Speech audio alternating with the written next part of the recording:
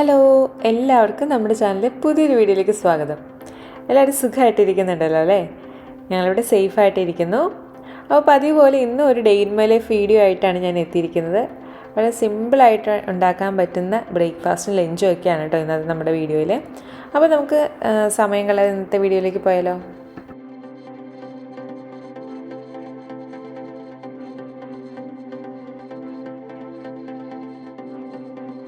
ഇന്നത്തെ ഈ ഒരു സിമ്പിൾ ബ്രേക്ക്ഫാസ്റ്റിന് തയ്യാറെടുപ്പ് തലേന്ന് തന്നെ തുടങ്ങണം കേട്ടോ. അപ്പോൾ ഞാൻ തലേന്ന് രാത്രി ഒരു 10 മണി കഴിഞ്ഞപ്പോൾ നമ്മൾ ഒരു ഗ്ലാസ് ജാറിൽ, ഇങ്ങനത്തെ ഒരു ഗ്ലാസ് ജാർ കിട്ടണമെന്നില്ല, ഒരു സാധാ ബൗളായാലും മതി.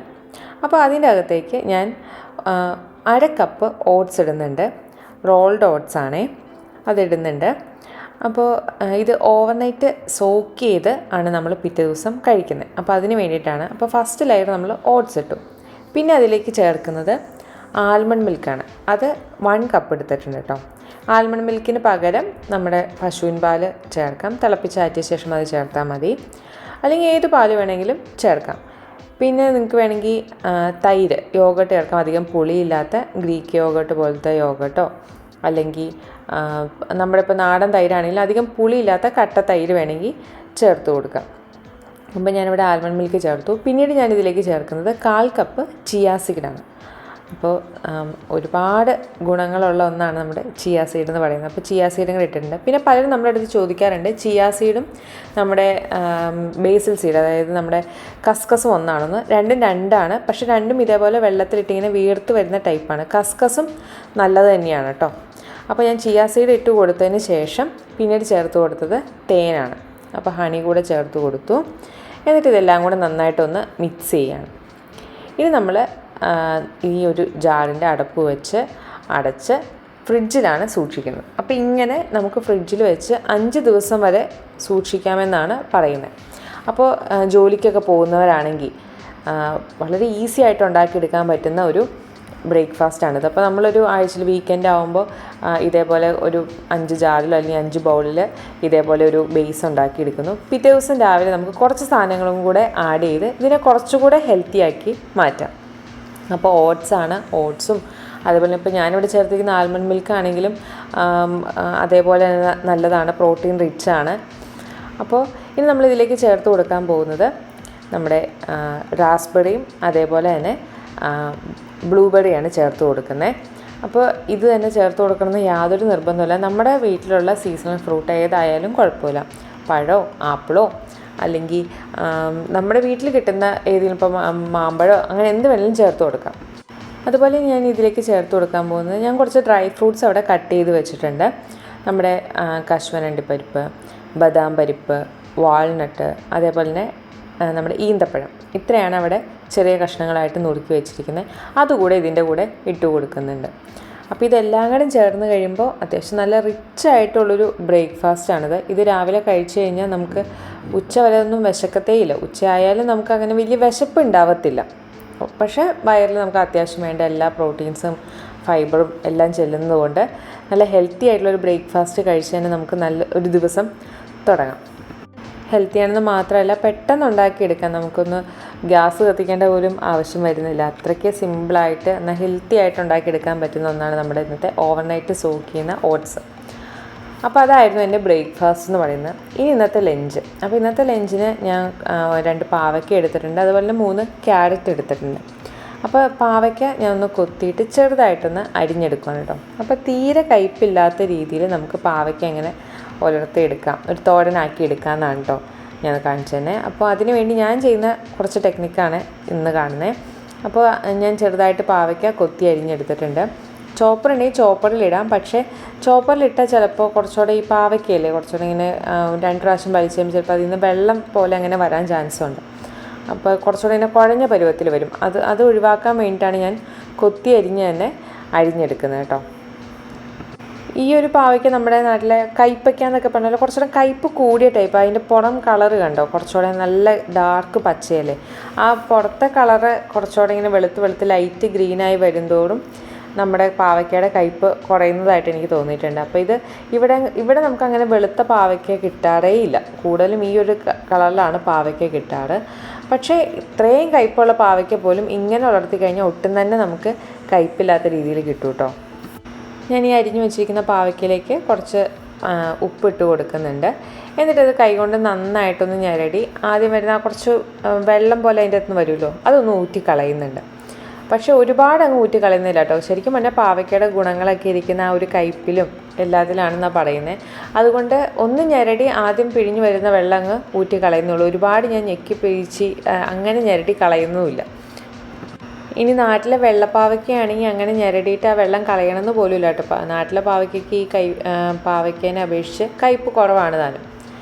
ഇനി അതിലേക്ക് ഞാൻ ചെറുതായിട്ട് അരിഞ്ഞ ക്യാരറ്റ് കൂടെ ചേർത്ത് കൊടുക്കുന്നുണ്ട്. ഇത് ഞാൻ ചോപ്പറിൽ അരിഞ്ഞതാണ് കേട്ടോ. അപ്പോൾ 3 ക്യാരറ്റ് ആയിരുന്നു എടുത്തിരുന്നത്. ആ ക്യാരറ്റും കൂടെ ചേർത്ത് കൊടുത്തിട്ടുണ്ട്. പിന്നെ ഇതിലേക്ക് ചേർത്ത് കൊടുക്കുന്നത് അരിഞ്ഞ സവാളയാണ്. അതും ചെറുതായിട്ട് അരിഞ്ഞ സവാള കൂടെ ചേർത്ത് കൊടുക്കുന്നുണ്ട്. ഞാൻ വെള്ള സവാളയാണ് എടുത്തത്. നമ്മുടെ നാട്ടിലെ സാധാ സവാള ഉപയോഗിച്ചാൽ മതി. ഈ സവാളയ്ക്ക് കുറച്ചുകൂടെ ഒരു മധുരം ഉണ്ടാവും നമ്മുടെ സാധാ സവാളയേക്കാളും. അപ്പോൾ അതുകൊണ്ടാണ് ഈ വെള്ള സവാള ചേർത്ത് കൊടുത്തത്. എന്നിട്ട് ഇതെല്ലാം കൂടെ നന്നായിട്ടൊന്ന് മിക്സ് ചെയ്യുകയാണ്. അങ്ങനെ നന്നായിട്ട് മിക്സ് ചെയ്തു. ഇനി ഞാനിതിലേക്ക് കുറച്ച് തേങ്ങ, ജീരകം, വെളുത്തുള്ളി, അതേപോലെ തന്നെ മഞ്ഞൾപ്പൊടി ഇതെല്ലാം കൂടെ മിക്സിയുടെ ചെറിയ ജാറിലൊന്ന് ഇട്ടിട്ട് ഒന്ന് പൾസ് ചെയ്തെടുക്കുന്നുണ്ട് കേട്ടോ. അരച്ചെടുക്കുകയല്ല, പൾസ് ചെയ്തെടുക്കുകയാണ് ചെയ്യുന്നത്. തേങ്ങ നമുക്ക് ഇപ്പോൾ ചേർത്ത് കൊടുക്കണ്ട കേട്ടോ ആ ഒരു മിക്സിലേക്ക്. അത് നമുക്ക് പിന്നീട് ചേർക്കാം. ഞാൻ പച്ചമുളക് ചേർക്കാൻ വിട്ടുപോയിരുന്നു. അപ്പോൾ പച്ചമുളക് ചെറുതായിട്ട് അരിഞ്ഞതും കൂടെ ഇപ്പോൾ ഇതിലേക്ക് ചേർത്ത് കൊടുക്കണം കേട്ടോ. എരിവിന് ആവശ്യമായിട്ടുള്ള പച്ചമുളക് കൂടെ ചേർത്ത് കൊടുത്തിട്ടുണ്ട്. അതും കൂടെ ഒന്ന് നന്നായിട്ടങ്ങ് മിക്സ് ചെയ്തെടുക്കുകയാണ്. ഇനി നമുക്ക് തോരൻ ഉണ്ടാക്കാൻ തുടങ്ങാവേ. അപ്പോൾ ഞാൻ അതിന് വേണ്ടിയിട്ട് ഒരു ചീനച്ചട്ടി അടുപ്പത്ത് വെച്ചിട്ടുണ്ട്.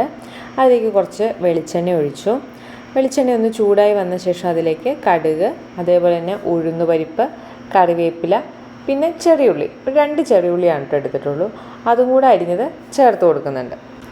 ഇനി ഇതൊന്ന് നന്നായിട്ടൊന്ന് മൂപ്പിച്ചെടുക്കണം. അതൊന്ന് മൂത്ത് വന്ന് കഴിയുമ്പോൾ വേണം നമുക്ക് നേരത്തെ മിക്സ് ചെയ്ത് വെച്ചിരുന്ന നമ്മുടെ ക്യാരറ്റും പാവയ്ക്കയും അതേപോലെ തന്നെ സവാളയും പച്ചമുളകുടെയും കൂടിയിട്ടുള്ള ആ ഒരു മിക്സ് ഇതിലേക്ക് ചേർത്ത് കൊടുക്കാനായിട്ട്. അപ്പോൾ ഈ ഒരു തോരൻ നമുക്ക് നമ്മുടെ സദ്യക്കൊക്കെ വിളമ്പാൻ പറ്റുന്ന തോരനാണ് കേട്ടോ. കാരണം ചെറിയൊരു കയ്പ്പും അതേപോലെ തന്നെ ആ ക്യാരറ്റിൻ്റെ ആ ഒരു മധുരവും എല്ലാം കൂടെ ചേർന്ന് കഴിയുമ്പോൾ ഒരു പ്രത്യേക ഒരു ടേസ്റ്റാണ് ഈ ഒരു പാവയ്ക്ക തോരന്. അപ്പോൾ പാവയ്ക്കയും നമ്മുടെ ക്യാരറ്റും സവാളയും കൂടെയും കൂടിയിട്ടുള്ള മിക്സ് നന്നായിട്ടൊന്ന് ഇളക്കി യോജിപ്പിച്ച് നമുക്ക് ഇതൊന്ന് മൂടി വെച്ച് വേവിക്കാം. അപ്പോൾ ഞാൻ ഇതിനകത്ത് ഒട്ടും തന്നെ വെള്ളമൊന്നും ചേർക്കുന്നില്ല. കാരണം ക്യാരറ്റിൽ നിന്നും പാവയ്ക്കയിൽ നിന്നൊക്കെ അത്യാവശ്യം വെള്ളമൊക്കെ ഊർന്ന് വന്നോളും. പിന്നെ ഉപ്പ് ഞാനിപ്പോൾ ചേർത്ത് കൊടുക്കുന്നില്ല. കാരണം നമ്മൾ ഉപ്പിട്ട് നന്നായിട്ട് തിരുമ്മിയ ശേഷം ആണ് നമ്മൾ പാവയ്ക്ക അതിലേക്കാണ് ക്യാരറ്റൊക്കെ ചേർത്ത് കൊടുത്തത്. അപ്പോൾ ആ പാവയ്ക്കയിൽ നിന്നൊക്കെ വീണ്ടും ഉപ്പൊക്കെ ഇറങ്ങാൻ ചാൻസ് ഉള്ളതുകൊണ്ട് ഞാനിപ്പോൾ തൽക്കാലം ഉപ്പ് ചേർത്ത് കൊടുക്കുന്നില്ല. പിന്നീട് ആവശ്യമാണെങ്കിൽ മാത്രമേ ചേർത്ത് കൊടുക്കുന്നുള്ളൂ. അപ്പോൾ ഇനി നമുക്കിതൊന്ന് മൂടി വെച്ചൊന്ന് വേവിച്ചെടുക്കാം. ഇനി നമുക്ക് ചാറുകറി ഉണ്ടാക്കാൻ നോക്കാം. അപ്പോൾ അതിനുവേണ്ടി ഞാനിവിടെ ഒരു ഏത്തക്കായ എടുത്തിട്ടുണ്ട്. അതിൻ്റെ തൊലിയൊക്കെ കളഞ്ഞ് കഴുകി വൃത്തിയാക്കി അരിഞ്ഞ് വെള്ളത്തിലിട്ടേക്കുവാണ് കേട്ടോ. അത് കായ കടത്തു പോകാതിരിക്കാൻ വേണ്ടിയിട്ടാണ്. എന്നിട്ട് അതിലേക്ക് ഞാൻ കുറച്ച് ഉപ്പും മഞ്ഞൾപ്പൊടി ഇട്ടിട്ടുണ്ട്. ഇനി ഇത് നമുക്കൊന്ന് വേവിച്ചെടുക്കണം. അപ്പോൾ ഇന്നത്തെ നമ്മുടെ ഈ ഒരു ചാറുകറിയുടെ പ്രത്യേകത എന്ന് വെച്ചിട്ടുണ്ടെങ്കിൽ അതിന് വേറെ കഷ്ണങ്ങളോ തേങ്ങയോ ഒന്നും ഇല്ലാതെ തന്നെ നല്ല കുറുകിയ ചാറോടുകൂടി നമുക്കൊരു കറി കിട്ടും എന്നുള്ളതാണ്. പാലക്കാടൻ കായ്പുളി എന്നൊക്കെയാണ് കേട്ടോ ഇതിന് അറിയപ്പെടുന്നത്. അങ്ങനെ നമ്മൾ ഏത്തക്കായ അവിടെ വേവിക്കാൻ വേണ്ടി വെച്ചിട്ടുണ്ട് കേട്ടോ.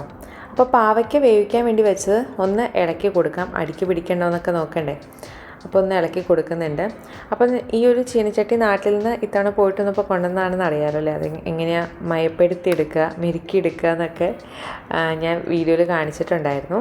അപ്പോൾ ഈ ഒരു ചീനച്ചട്ടിയിലേക്ക് എനിക്ക് തോരൻ ഉണ്ടാക്കാനൊക്കെ ഭയങ്കര ഇഷ്ടമാണ് കേട്ടോ. നമ്മൾ തോരനൊക്കെ ഉണ്ടാക്കുമ്പോൾ നല്ല കുറച്ചുകൂടെ ടേസ്റ്റൊക്കെ കൂടുന്ന പോലെ എനിക്ക് തോന്നുന്നുണ്ട് നോൺ സ്റ്റിക്കിൽ ഉണ്ടാക്കുന്നതിനേക്കാളും. അപ്പോൾ പാവയ്ക്കും ക്യാരറ്റും ഒക്കെ നന്നായിട്ട് വെന്തിട്ടുണ്ടായിരുന്നു. അപ്പോൾ അതിൻ്റെ മുകളിലേക്ക് നമ്മൾ നേരത്തെ തേങ്ങയും ജീരകവും മഞ്ഞൾപ്പൊടിയും 2 വെളുത്തുള്ളിയൊക്കെ ആയിട്ടൊന്ന് പൾസ് ചെയ്തെടുത്തത് ഒന്ന് അതിൻ്റെ മുകളിലൊന്ന് നിരത്തി കൊടുക്കുന്നുണ്ട്. എന്നിട്ടൊന്ന് മൂടി വെച്ചൊന്ന് ആവി കയറ്റുകയാണ്. ഒന്ന് തേങ്ങയിലൊക്കെ ആവി കയറിയ ശേഷമാണ് നന്നായിട്ടൊന്ന് മിക്സ് ചെയ്തെടുക്കുന്നത്. അപ്പോൾ ഈ സമയത്ത് ഇടയ്ക്കൊന്ന് കായ ഒന്ന് ഇളക്കി കൊടുക്കുന്നുണ്ട്, അടിക്ക് പിടിക്കുന്നുണ്ടോയെന്ന് അറിയാൻ വേണ്ടിയിട്ട്. അപ്പോൾ കുഴപ്പമൊന്നുമില്ല, അതൊന്നും അടിക്ക് പിടിച്ചിട്ടൊന്നുമില്ല. അതവിടെ വേവിക്കാൻ വേണ്ടി വെച്ചിട്ടുണ്ട്. അപ്പോൾ അതാ നമ്മുടെ തേങ്ങയിലൊക്കെ നന്നായിട്ടൊന്ന് ആവി കയറി ഇതൊന്ന് നന്നായിട്ടൊന്ന് ഇളക്കിയെടുക്കാം. ഈ പാവയ്ക്കയും ക്യാരറ്റും തേങ്ങയും സവാളയും എല്ലാം കൂടെ ചേർന്ന് കഴിയുമ്പോൾ അത്യാവശ്യം നല്ല ക്വാണ്ടിറ്റി ഉണ്ട്. അതേപോലെ നല്ല ടേസ്റ്റും ഉള്ളൊരു തോരനാണ്. നമ്മുടെ സദ്യക്കൊക്കെ വിളമ്പാൻ പറ്റുന്ന നല്ല അടിപൊളി തോരനാണ് കേട്ടോ. അപ്പോൾ ഇത്തവണ ഓണസദ്യയിൽ ഇതും കൂടി ഒന്ന് ഉൾപ്പെടുത്തി നോക്കൂ. പിന്നെ നമ്മൾ ഓണം റെസിപ്പീസ് എല്ലാം തന്നെ നേരത്തെ നമ്മുടെ വീഡിയോയിലൂടെ നമ്മുടെ ചാനലിലൂടെ കാണിച്ചിട്ടുള്ളത് കൊണ്ട് ഇത്തവണ നമ്മൾ സ്പെഷ്യൽ ഓൺ റെസിപ്പീസ് ഒന്നുമില്ല. ഇതുവരെ കാണിക്കാത്ത 1-2 പായസം റെസിപ്പീസ് കാണിക്കാം. പിന്നെ നമ്മുടെ ഓണം സെലിബ്രേഷൻ കാണിക്കാം. അപ്പോൾ അതൊക്കെയാണ് ഓണത്തിൻ്റെ വിശേഷം. നിങ്ങളുടെയൊക്കെ വീട്ടിലെന്തായി ഓണത്തിൻ്റെ പൂക്കളിടലും ഓണത്തിൻ്റെ തിരക്കും കാര്യങ്ങളിലൊക്കെയാണ് എല്ലാവരും അറിയാം. അപ്പോൾ നമ്മുടെ പാവയ്ക്ക തോരനൊക്കെ റെഡിയായി കഴിഞ്ഞപ്പോൾ അതെടുത്ത് മാറ്റി വെച്ചിട്ടുണ്ട്. ഇനി ഞാനൊരു പാൻ എടുത്തിട്ടുണ്ട്. അതിൻ്റെ അകത്ത് കുറച്ചെന്ന് വെച്ചാൽ 1 ടേബിൾ സ്പൂൺ മല്ലിയും 3 വറ്റൽമുളകാണ്. ഈ വറ്റൽമുളകിന് അത്യാവശ്യം നല്ല എരിവുള്ളതുകൊണ്ടാണ് കേട്ടോ ഞാൻ 3 എണ്ണം മാത്രം എടുത്തത്. അതൊന്ന് നന്നായിട്ടൊന്ന് ഡ്രൈ റോസ്റ്റ് ചെയ്ത് ഗ്യാസ് ഓഫ് ചെയ്ത ശേഷമാണ് ഞാനതിലേക്ക് നമ്മൾ കറിവേപ്പിലയും അതേപോലെ തന്നെ ചെറിയുള്ളി തന്നെ ഇവിടെ കിട്ടുന്ന പേളൊന്നിനാണ്, അതാണ് കേട്ടോ ചേർത്ത് കൊടുത്തിരിക്കുന്നത്. അപ്പോൾ നാടൻ ചെറിയുള്ളിയാണെങ്കിൽ ഒരു 4-5 ചെറിയുള്ളി കൂടെ ഇട്ട് കൊടുക്കാം. അപ്പോൾ ഞാൻ ഒരു കായ കൊണ്ട് ഉണ്ടാക്കാൻ പറ്റുന്ന കായപ്പുളിക്കുള്ള അളവുകളാണ് കേട്ടോ ഈ പറയുന്നത്. അപ്പോൾ മുഴുവൻ മല്ലിയാണ് എടുത്തിരിക്കുന്നത്. ഇനി മുഴുവൻ മല്ലി ഇല്ലെങ്കിൽ മല്ലിപ്പൊടി ചേർക്കാം, പക്ഷേ ടേസ്റ്റ് എപ്പോഴും നമ്മൾ മുഴുവൻ മല്ലി ചേർക്കുന്നതിനാണ്. അപ്പോൾ അതൊന്ന് നന്നായിട്ടൊന്ന് മൂപ്പിച്ചെടുത്തിട്ടുണ്ട്. ഇനി അതൊന്ന് തണുത്ത് കഴിയുമ്പോൾ മിക്സിയുടെ വലിയ ജാറിലേക്ക് ഞാനതൊന്ന് ഇട്ട് കൊടുക്കുകയാണ്. നമ്മുടെ മല്ലിയും വറ്റൽമുളകും കറിവേപ്പിലയും ചെറിയുള്ളിയും. ഇനി അതിലേക്ക് ചേർത്ത് കൊടുക്കുന്നത് വേവിച്ച് വെച്ചിരിക്കുന്ന കായ കഷ്ണങ്ങളാണ്. ഏത്തക്കായ നമ്മൾ മഞ്ഞൾപ്പൊടി ഉപ്പിട്ട് വേവിച്ചിട്ടുണ്ടായിരുന്നു. അത് നന്നായിട്ട് വെന്ത് കഴിഞ്ഞപ്പോൾ അതൊന്ന് തണുത്ത് കഴിഞ്ഞപ്പോൾ ഞാൻ മിക്സിയുടെ ജാറിലേക്ക് അത് മുഴുവൻ കൂടെ ഇട്ടിട്ട് ഒന്ന് നന്നായിട്ടൊന്ന് അടിച്ചെടുക്കാൻ പോവാണ്. കായ ആയതുകൊണ്ട് തന്നെ അടിക്കുമ്പോൾ ചിലപ്പോൾ നല്ലോണം കുഴഞ്ഞായിരിക്കും ഇരിക്കുന്നത്. അപ്പോൾ ഇടയ്ക്കിടയ്ക്ക് കുറച്ച് വെള്ളം ചേർത്ത് കൊടുത്ത് വേണം നമ്മളതങ്ങ് അടിച്ചെടുക്കാൻ. നന്നായിട്ട് നല്ല പേസ്റ്റ് പോലെ അങ്ങ് അരച്ചെടുത്തോളാം. അപ്പോൾ ഇന്നത്തെ ഈ ഒരു കറിക്ക് കഷ്ണങ്ങളൊന്നും നമുക്ക് പ്രത്യേകിച്ച് കടിക്കാനൊന്നും കിട്ടത്തില്ല, പക്ഷെ നല്ല തിക്ക് ഗ്രേവി ആയിരിക്കും. അതേപോലെ തന്നെ നല്ല ടേസ്റ്റ് ആയിരിക്കും. ആ കായയുടെയൊക്കെ ടേസ്റ്റ് നന്നായിട്ട് കിട്ടും. ഇനി നിങ്ങൾക്ക് ഇത്ര അരയ്ക്കുന്ന ഇഷ്ടമല്ലെങ്കിൽ കുറച്ചെടുത്ത് മാറ്റി വെച്ചിട്ട് നമ്മൾ ഈ ബാക്കി കായ കഷ്ണങ്ങളിട്ട് അരച്ച ശേഷം നന്നായിട്ടൊന്ന് തിളപ്പിച്ചിട്ട് വേണമെങ്കിൽ കായ ചേർത്ത് കൊടുക്കാം. പക്ഷേ ശരിക്കും പാലക്കാടൻ കായ്പുളിയിൽ അങ്ങനെ കായ കഷ്ണങ്ങൾ കടിക്കാനായിട്ട് കിട്ടത്തില്ല. ഇതേപോലെ ഒരു തിക്ക് ഗ്രേവി ആയിട്ടായിരിക്കും കിട്ടുക. അപ്പോൾ ഞാൻ വീണ്ടും അതിലേക്ക് കുറച്ചുകൂടെ ചൂടുവെള്ളം ചേർത്ത് കൊടുക്കുന്നുണ്ട്. കാരണം കായ അടിച്ചോടുകൂടി നല്ല തിക്ക് പേസ്റ്റ് പോലെ ഇരിക്കുന്നത്. ഇനി ഇതിലേക്ക് ചേർത്ത് കൊടുക്കുന്നത് ആ വെള്ളം ചേർത്ത് കൊടുത്ത് നന്നായി തിളച്ച ശേഷമാണ് അതിലേക്ക് വാളംപുളി പിഴിഞ്ഞതുകൂടെ ഒഴിച്ചു കൊടുക്കുന്നുണ്ട്. അപ്പോൾ അത്യാവശ്യം ഒരു നാരങ്ങ വലിപ്പത്തിലുള്ള പുളിയൊക്കെ എടുക്കാം കേട്ടോ.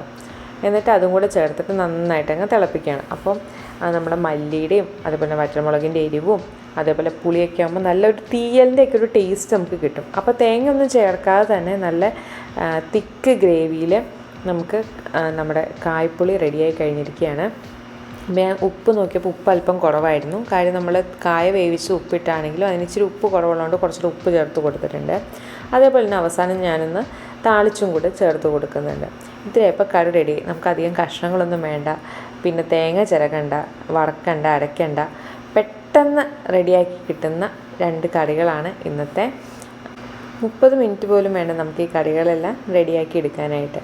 അപ്പോൾ പാവയ്ക്കൊക്കെ കഴിക്കാൻ പൊതുവേ കുട്ടികൾക്കും വലിയ മുതിർന്നവർക്കാണെങ്കിലും അത്ര ഇഷ്ടമൊന്നും ഉണ്ടാവില്ല. പക്ഷേ ഇങ്ങനെയൊന്ന് തോരൻ വെച്ച് നോക്കൂ കേട്ടോ, നല്ല അടിപൊളി ടേസ്റ്റാണ്. അതേപോലെ തന്നെ ഈ ഒരു നമ്മുടെ സ്പെഷ്യൽ പാലക്കാടൻ കായ്പുളി കൂടി ഒന്ന് ട്രൈ ചെയ്ത് നോക്കുക. അപ്പോൾ എങ്ങനെയുണ്ട് ഇന്നത്തെ ഊണ്? നല്ല അധികം കറികളൊന്നും ഇല്ലാതെ എന്നാൽ വിഭവസമൃദ്ധമായിട്ടുള്ള ഊണാണെന്ന് പറയാം. കാരണം ക്യാരറ്റുണ്ട്, പാവയ്ക്കയുണ്ട്, നമ്മുടെ ഏത്തക്കായയുണ്ട്, എല്ലാം കൂടെ ചേർന്ന് നല്ല അത്യാവശ്യം പച്ചക്കറികളുമുണ്ട്. എന്നാൽ 2 കൂട്ടം കറികളുള്ളൂ, പെട്ടെന്ന് ഉണ്ടാക്കിയെടുക്കാനും പറ്റും. നല്ല ടേസ്റ്റി ആയിട്ടുള്ള കറികളുമാണ്. അപ്പം നല്ല തൂവെള്ള ചോറിൻ്റെ കൂടെ നമ്മുടെ പാവയ്ക്കയും ക്യാരറ്റും കൂടിയുള്ള തോരനും അതേപോലെ നമ്മുടെ കായ്പുളിയൊക്കെ കൂട്ടി ഒരു പിടി പിടിച്ചാണ്ടല്ലോ കിടുവാണ്. അപ്പോൾ നിങ്ങളെല്ലാവരും ഈ ഒരു ലഞ്ച് കോംബോ ട്രൈ ചെയ്ത് നോക്കണേ. ഓണമൊക്കെ കഴിഞ്ഞിട്ട് ട്രൈ ചെയ്ത് നോക്കിയാൽ മതി. ഇപ്പോൾ എല്ലാവരും ഓണത്തിൻ്റെ തിരക്കിലാണ്, സദ്യ ഉണ്ടാക്കണം, അതിൻ്റെ ഒരു ഓട്ടപ്പാച്ചിലായിരിക്കും അല്ലേ. അപ്പോൾ നിങ്ങളെല്ലാവരും ട്രൈ ചെയ്ത് നോക്കിയിട്ട് എങ്ങനെ ഉണ്ടായിരുന്നു എൻ്റെ അടുത്ത് ഫീഡ്ബാക്ക് പറയാൻ മറക്കരുത് കേട്ടോ. പിന്നെ നിങ്ങളുടെയൊക്കെ ഓണം എവിടം വരെ എത്തി എന്നുള്ളത് കൂടെ ഒന്ന് ഞങ്ങളോടൊന്ന് ഷെയർ ചെയ്യണേ കമൻസിലൂടെയൊക്കെ. നമുക്ക് അങ്ങനെയല്ലേ അങ്ങോട്ടും ഇങ്ങോട്ടൊക്കെ ഒന്ന് കമ്മ്യൂണിക്കേറ്റ് ചെയ്യാൻ പറ്റത്തുള്ളൂ. അപ്പോൾ ഇതായിരുന്നു ഇന്നത്തെ എൻ്റെ സ്പെഷ്യൽ എന്ന് പറയുന്നത്. അപ്പോൾ നിങ്ങൾക്ക് വീഡിയോസൊക്കെ ഇഷ്ടമാവുന്നുണ്ടെങ്കിൽ ലൈക്ക് ചെയ്യാനും ഷെയർ ചെയ്യാനും കമൻറ്റ് ചെയ്യാനൊന്നും മറക്കരുത്. എന്താണ് നിങ്ങളുടെ ഫീഡ്ബാക്കെങ്കിലും അത് പറയാൻ മടിക്കണ്ട കേട്ടോ. അപ്പോൾ എല്ലാവരും സേഫായിട്ട് ഇരിക്കുക. എല്ലാവർക്കും അഡ്വാൻസ്ഡ് ഓണാശംസകൾ. അടുത്ത വീഡിയോയിലൂടെ കാണാം. അതുവരെ എല്ലാവർക്കും ബൈ.